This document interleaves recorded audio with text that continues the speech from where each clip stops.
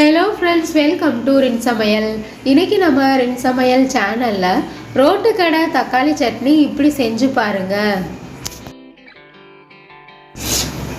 Road side கடைகளில் வாங்கி சாப்பிட்ற தக்காளி சட்னி போலவே வீட்டில் ஈஸியாக இந்த சட்னியை செய்யலாம். எத்தனை இட்லி வேணாலும் சாப்பிட்லாங்க. அந்தளவுக்கு இந்த சட்னி ரொம்பவே டேஸ்ட்டாக இருக்கும். ஈஸியான பிரேக்ஃபாஸ்ட் ரெசிபி. ரின் சமையல் சேனலை சப்ஸ்கிரைப் பண்ணிக்கோங்க. பக்கத்தில் இருக்க ஆளுநர் பெல் ஐக்கானை கிளிக் பண்ணி வச்சுக்கிட்டிங்கன்னா நான் போடுற வீடியோ உடனே உங்களுக்கு நோட்டிஃபிகேஷனில் வந்துடும். ஒரு கடாயில் ஒரு குழிக்கரண்டி எண்ணெய் எடுத்துக்கலாம். எண்ணெய் சூடானதுக்கப்புறமா 1 ஸ்பூன் அளவு கடலைப்பருப்பு சேர்த்துக்கணும். லைட்டாக நிறம் மாறுற வரைக்கும் வறுத்து விட்டுக்கோங்க. இது கூட காரத்துக்காக 7 வரமிளகாய் நான் சேர்த்துருக்கேன். உங்களுக்கு எந்தளவு காரம் அதிகமாக தேவையோ அதுக்கு தகுந்த மாதிரி மிளகாய் சேர்த்துக்கங்க.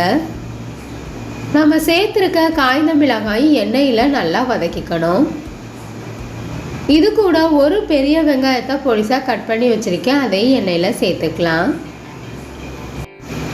சட்னிக்கு பெரிய வெங்காயம் 1 சேர்த்தா போதுங்க. வதக்கி அரைக்கும் போது நிறையா இருக்கும். இது கூட 6-7 பூண்டு பல் சேர்த்துக்கங்க. நம்ம சேர்த்துருக்க வெங்காயம் வெள்ளைப்பூட எண்ணெயிலே வதக்கிக்கணும். வெங்காயத்தோட கலர் மாறுற வரைக்கும் வதக்கிக்கங்க. நம்ம எப்போது செய்கிற சட்னியை விட இந்த ரோட்டு சைடு தக்காளி சட்னி ரொம்பவே டேஸ்ட்டாக இருக்கும். தோசை இட்லிக்கு ரொம்பவே டேஸ்ட்டாக இருக்கும். இது கூட கொஞ்சமாக உப்பு சேர்த்துக்கங்க. உப்பு சேர்க்கும்போது வெங்காயம் சீக்கிரமாகவே வதங்கிடும். நம்ம சேர்த்துருக்க வெங்காயத்தோட கலர் மாறிடுச்சு. இது கூட 3 தக்காளியை பொடிசாக கட் பண்ணி வச்சுருக்கேன். அதை சேர்த்துக்கணும். நம்ம வீட்டில் இருக்க குறைவான பொருட்களை வச்சு கடைகளில் வாங்கி சாப்பிட்றது போல் தக்காளி சட்னி காரசாரமாக வீட்டிலே செய்யலாம். ஒரு பெரிய வெங்காயமும் 3 தக்காளி இருந்தால் போதுங்க. இந்த சட்னியை ஈஸியாக செய்யலாம். தக்காளி மசீர வரைக்கும் எண்ணெயிலே வதக்கிக்கணும். மூடி போட்டு 10 செகண்டுக்கு மூடி வைக்கும்போது தக்காளி சீக்கிரமாகவே மசிஞ்சிரும். நம்ம சேர்த்துருக்க தக்காளி மசீர வரைக்கும் வதக்கிக்கணும். கரண்டியில் லைட்டாக இந்த மாதிரி அழுத்தி விடும்போது தக்காளி நல்லா மசிஞ்சிரும். அப்பப்போ மூடி போட்டு வேக வச்சுக்கோங்க. நம்ம சேர்த்துருந்த தக்காளி நல்லா மசிஞ்சிருச்சு. கடைசியாக இது கூட கொஞ்சமாக கொத்தமல்லி இலைகள் தூவிட்டு எல்லாத்தையும் நல்லா கிண்டி விட்டுறணும். வெங்காயம் நல்லா ஆறுனதுக்கப்புறமா மிக்ஸி ஜாரில் சேர்த்துட்டு நைஸாக அரைச்சி எடுத்துக்கோங்க. சட்னி ரெடி ஆயிடுச்சு. தாளிக்கிறதுக்காக கடாயில் 3 ஸ்பூன் அளவு எண்ணெய் சேர்த்துக்கணும்.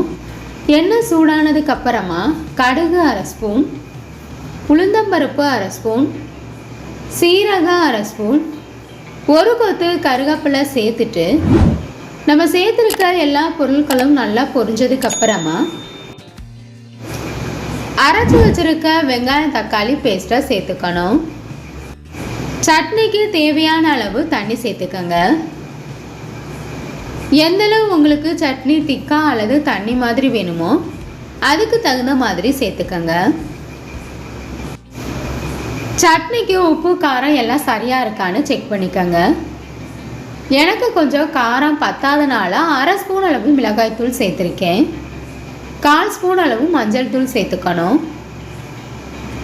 உப்பு சேர்த்துக்கங்க. ஏற்கனவே நம்ம வெங்காயம் தக்காளி வதக்கும் போது உப்பு சேர்த்துருக்கோம். தேவையான அளவு சேர்த்துக்கங்க. கடைசியாக நம்மளுடைய ரோட்டு கடை தக்காளி சட்னிக்கு முக்கியமான ஒரு பொருள் சேர்க்க போகிறோம். 1 குழிக்கரண்டி அளவு இட்லி மாவு சேர்த்துக்கணும். சேர்த்துட்டு நல்லா கலந்து விட்டுருங்க. இட்லி மாவு சேர்க்கும் போது சட்னி இன்னும் நல்லா டேஸ்ட்டாக இருக்கும்.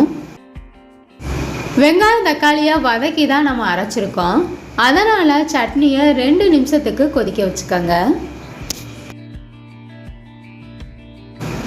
இப்போ நமக்கு ரோட்டு சைடு தக்காளி சட்னி கார சாரமாக ரெடி ஆயிடுச்சு.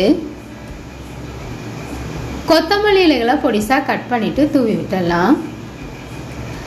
இந்த ஈஸியான சட்னி ரெசிபி உங்களுக்கு பிடிச்சிருந்ததுன்னா ரில் சமையல் சேனலை சப்ஸ்கிரைப் பண்ணிக்கோங்க ஃப்ரெண்ட்ஸ். தக்காளி சட்னி உங்களுக்கு பிடிச்சிருந்ததுன்னா மறக்காமல் ஒரு லைக் கொடுங்க ஃப்ரெண்ட்ஸ். கமெண்ட் பண்ணுங்கள், ஷேர் பண்ணுங்கள். பக்கத்தில் இருக்க ஆளுள்ள பெல் ஐகானை கிளிக் பண்ணி வச்சுக்கிட்டிங்கன்னா நான் போடுற வீடியோ உடனே உங்களுக்கு நோட்டிஃபிகேஷனில் வந்துடும். Thank you friends.